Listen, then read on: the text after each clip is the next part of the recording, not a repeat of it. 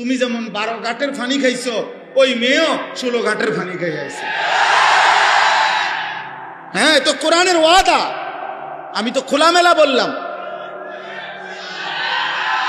এটা কোরআন, সরাসরি আল্লাহর কোরআন বলছে। সূরা নূরের মধ্যে স্পষ্ট আছে, স্পষ্ট।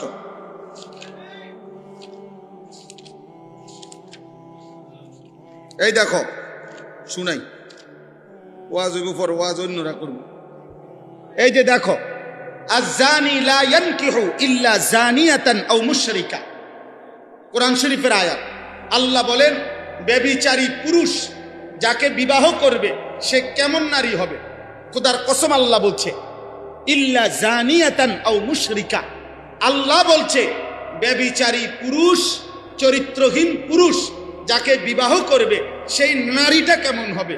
আল্লাহ বলছে দুইটা হবে, ইল্লা জানিয়া, সেটাও হবে আরেকটা ব্যভিচারিণী নারী, আও মুশরিকা, অথবা মুশরিক কোন বেঈমান নারী। এর বাংলা কোরআন শরীফ।